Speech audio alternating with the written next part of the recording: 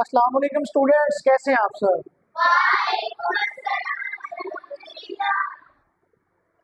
तो बच्चों, हमने last time difference between compound, mixture, element, इन तीनों का डिफरेंस पढ़ा और हमने कंप्लीट कर लिया है लॉन्ग क्वेश्चन।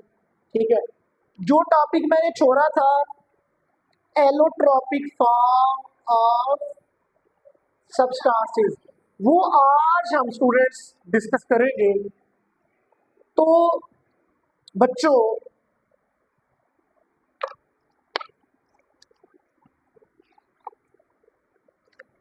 पेज नंबर है 8। ये पूरा तकरीबन 2 पैराग्राफ बनते हैं। अगर बच्चों ये आपको एलोट्रॉपिक फॉर्म वाला लॉन्ग आता है तो आपने ये सारे का सारा करना है। अगर शॉर्ट आएगा डिफाइन एलोट्रॉपिक फॉर्म की एग्जांपल, फिर आपने शुरू से लेके पहला पैराग्राफ जो O3 तक है ये आपने करना है। तो स्टूडेंट्स, अगर हम बात करें एलोट्रॉपिक की, ये आपको बात कोई भी टीचर नहीं बताएगा, जो कि मैं आपको बताऊंगा, और हर लेक्चर में मैं आपको बहुत अच्छी इंफॉर्मेशन देता हूँ। अगर किसी नॉर्मल टीचर की बात की जाए जो आजकल करवाते हैं, उन्होंने एलोट्रॉपिक की सीधी डेफिनेशन पढ़ाना शुरू कर देनी थी, और बच्चे क्या सोचते रहेंगे कि एलोट्रॉपिक वर्ड क्या है, इसका मायने क्या है। कोई और टीचर आपको ये बात, मैं आपको ये बात बताऊंगा कि एलोट्रॉपिक जो है, ये जो वर्ड है ये इंग्लिश जुबान का वर्ड नहीं है।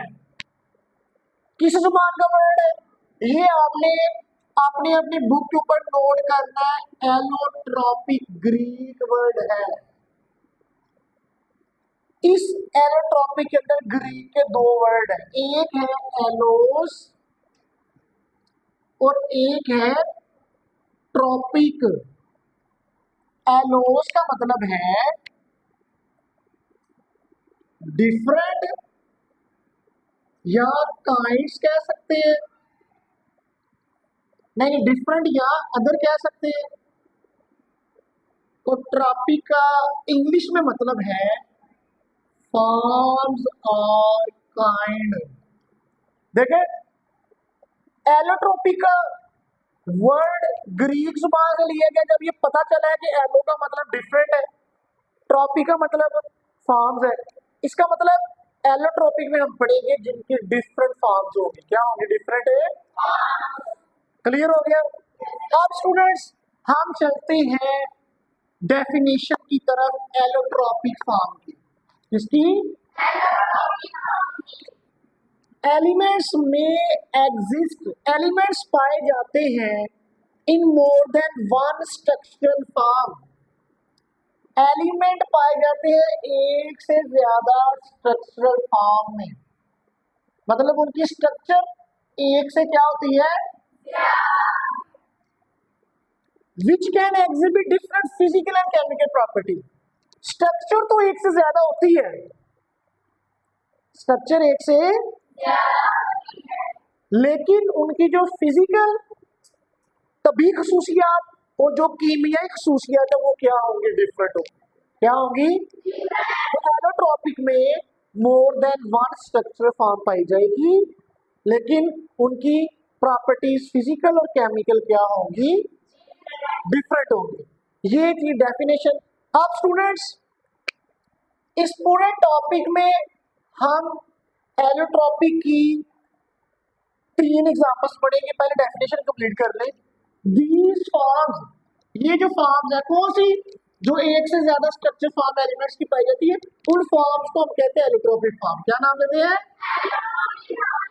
और उस फिनोमिना को, उस अमल को, वो पूरे का पूरा जो फिनोमिना है वो कहलाता है एलोट्रॉपिक। क्या कहलाता है?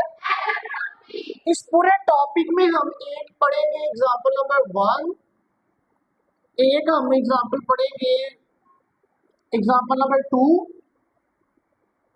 एक एग्जांपल हम पढ़ेंगे एग्जांपल नंबर 3। ये 3 एग्जांपल्स हम पढ़ेंगे। कितने एग्जांपल्स पढ़ेंगे? अब बेटा एग्जांपल नंबर 1 आपकी बुक के ऊपर दी गई है ऑक्सीजन। कितनी क्या दी गई है? ऑक्सीजन की एलोट्रॉपिक फॉर्म्स दो होती है, कितनी होती है? स्टूडेंट्स कहते हैं सर एमसीक्यू किस तरह है conceptually, how many forms of allotropic forms are there in oxygen? 2 4 6 7, किस पर टिक करना है? 2। किस पर टिक करना है? ऑक्सीजन की 2 एलोट्रॉपिक फॉर्म्स है। अब कौन कौन सी है? एक है O2 ऑक्सीजन गैस और एक है O3 ओजोन।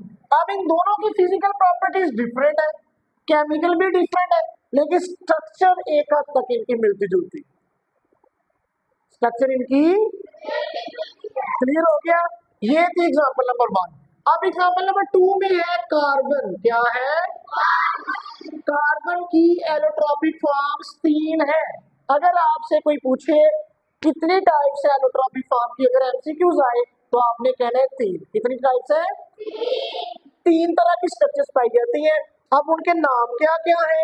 पहला है डायमंड, हीरा, ग्रेफाइट और तीसरा है बकमिंस्टर फुलरीन। क्या वर्ड है ये? बकमिंस्टर।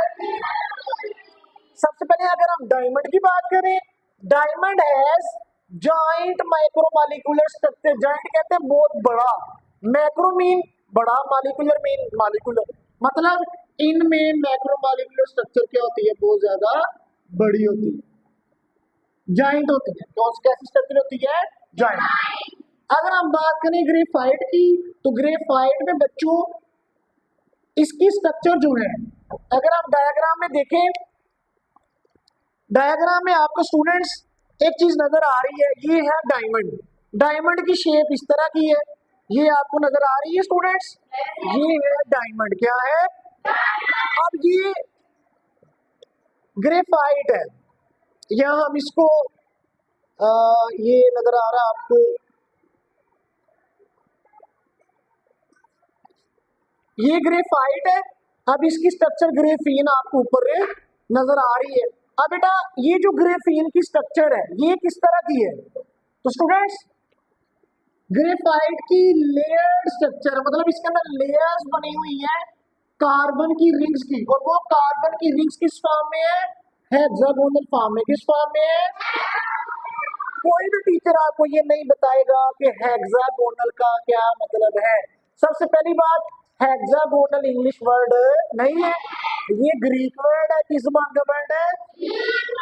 अब ग्रीक वर्ड में ये दो है, एक है हेक्सा और एक है गोनल। हेक्सा का मतलब है 6, हेक्सा को इंग्लिश में क्या कहते हैं? 6। गोनल को इंग्लिश में कहते हैं एंगल। क्या नाम देते हैं? अगर आप लोग गौर करें इस स्ट्रक्चर के अंदर, तो 6 कोनों वाली स्ट्रक्चर, 6 एंगल वाली स्ट्रक्चर आपको बनी हुई है, नजर आ रही है ना? इस तरह की, ये देखिए 1 2 3 4 5 6, इस तरह की स्ट्रक्चर रिंग्स की फॉर्म में एक दूसरे के साथ जुड़ी हुई है। ये है ग्रेफाइट। क्या है? हाँ बेटा, हम बात करेंगे बकमिंस्टर फुलरीन की। फिर वही बात, ये बकमिंस्टर फुलरीन है क्या? इसका नाम ये क्यों पड़ा, कैसे पड़ा, इसका कोई उर्दू में मायने है? ये कोई भी टीचर आपको नहीं बताएगा, लेकिन मैं आपको बताता हूँ कि बकमिंस्टर फुलरीन ये कहाँ से लिया गया है। बेटा ये एक अमेरिकन साइंटिस्ट था, इसने एक स्ट्रक्चर, एक एलोट्रॉपिक फॉर्म इजाद की, उस फॉर्म का नाम है C60। मतलब ऐसी फॉर्म, ऐसी स्ट्रक्चर जिसमें कार्बन कितने हैं? 60। 60 कितने हैं? अब उस बंदे का नाम था बकमिंस्टर फ्लोरेट, ये नाम था। अब इस बंदे ने जो स्ट्रक्चर इजाद की उसका उसने नाम रख दिया बकमिंस्टर फुलरीन। तो ज्यादातर साइंटिस्ट जो भी चीज इजाद करते हैं वो अपने नाम के जैसा ही कोई नाम रख लेते हैं, ये उनकी मर्जी होती है ना, ज़ाहिर उन्होंने इजाद की है। तो बकमिंस्टर एक साइंटिस्ट का नाम था, इसकी ने जो स्ट्रक्चर इजाद की C60, उसका नाम पड़ गया बकमिंस्टर फुलरीन। सबसे पहले अगर हम इसकी स्ट्रक्चर की बात करें, कंसिस्ट ऑफ स्फीयर्स। बेटा बकमिंस्टर फुलरीन में स्फीयर्स है, स्फीयर्स तरह का होता है। ये अगर आप गौर करें स्ट्रक्चर के अंदर स्फीयर नजर आ रहा है ना आपको, ठीक है। अब इस स्फीयर के अंदर जो एटम रेंज है वो कितने फॉर्म में है? 2 फॉर्म में। कितने फॉर्म में है? डायग्राम के ऊपर गौर करें, एक है पेंटागोन, एक है हेक्सागोन। पेंटागोन फिर वही बात, ये इंग्लिश जुबान का वर्ड नहीं है, ये दोनों वर्ड है ग्रीक। कौन सा वर्ड है? पेंटा का मतलब है 5, गोल का मतलब है एंगल। इसी तरह हेक्सा का मतलब है 6, गोन का मतलब है एंगल, जिसके 6 एंगल, 6 किनारे होते हैं। अब बेटा ये जो स्ट्रक्चर मैंने बनाई है 1 2 3 4 5 6, तो ये कौन सी स्ट्रक्चर होगी? हेक्सागोन। कौन सी होगी?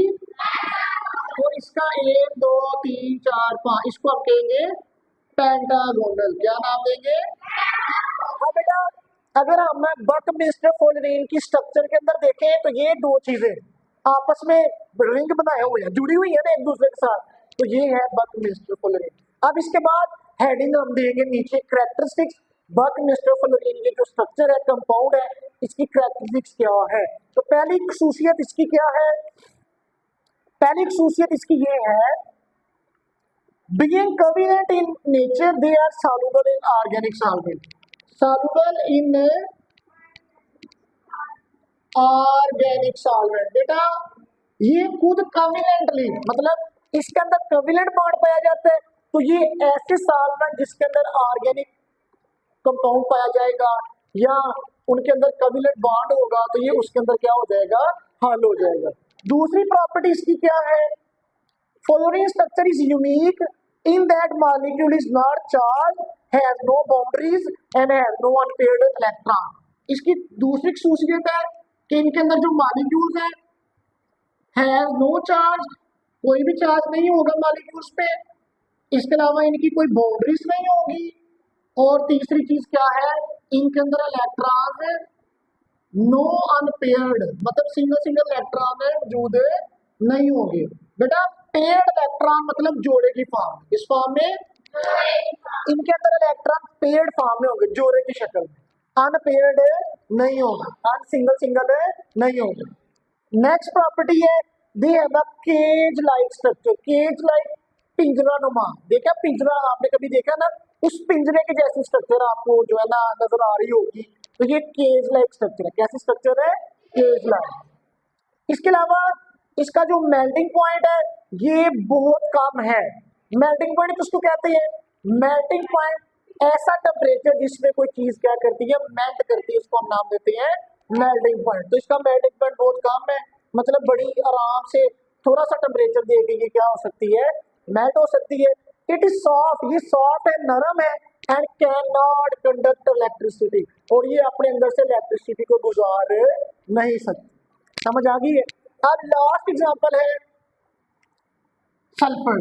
सल्फर बेटा, सल्फर दो तरह की फॉर्म में पाया जाता है, एक है रोम्बिक और एक है मोनोक्लेन। एक है रोम्बिक और एक है, ये दो तरह के स्ट्रक्चर है, एक है रोम्बिक और एक है मोनोक्लेन। अगर आपको डायग्राम में नजर आ रहा है तो देखिए। Next, element sulphur also exist in two crystalline allotropic form. MCQ आ सकता है, सल्फर की एलोट्रोपिक फॉर्म्स कितनी है? कार्बन की कितनी है? और ऑक्सीजन की? वेरी गुड, ऑक्सीजन की 2, कार्बन की 3 और सल्फर की कितनी है? 2। इसके अलावा रोम्बिक और मोनोक्लिन नहीं कहता, former is more stable than the latter. अब ये भी आप बड़े बच्चे मिस्टेक करेंगे, यहाँ लिखा हुआ है फार्मर, फार्मर कहते हैं पहले वाला, मतलब रोम्बिक की बात हो रही है। रोम्बिक क्या है?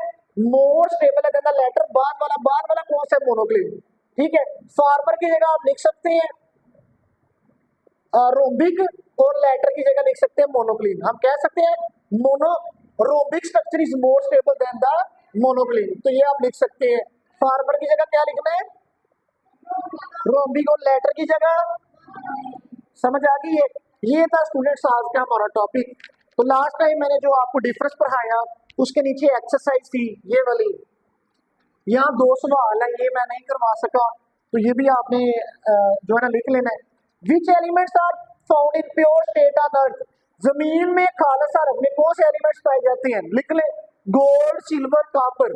पहले सवाल का जवाब है गोल्ड, सिल्वर और कॉपर। दूसरा क्वेश्चन क्या है? Which elements are present in very small amount on earth. जमीन में सबसे कम मकदार में कौन से एलिमेंट्स हैं? Technetium, promethium, astatine. टेक्नीशियम, प्रोथियम और एस्पार्टीन, ये स्टूडेंट्स आपने लिख लेना है। तो ये था बच्चों आज का हमारा टॉपिक, जो कि हमने पढ़ा एलोट्रॉपिक फार्म ऑफ सब्सटेंसेस क्या है। तो आपने इसको अच्छे से याद करना है, प्रैक्टिस भी करनी है। जो वीडियो देख रहे हैं, अगर आप में से किसी बच्चे को किसी वर्ड का मायने, किसी भी चीज़ का अगर मतलब समझ ना आ रहा हो, आपने कमेंट करना है, आपको विद इन 1 आवर जो है पास मिल जाएगा। मिलते हैं इंशाल्लाह नेक्स्ट वीडियो में। अल्लाह हाफिज़।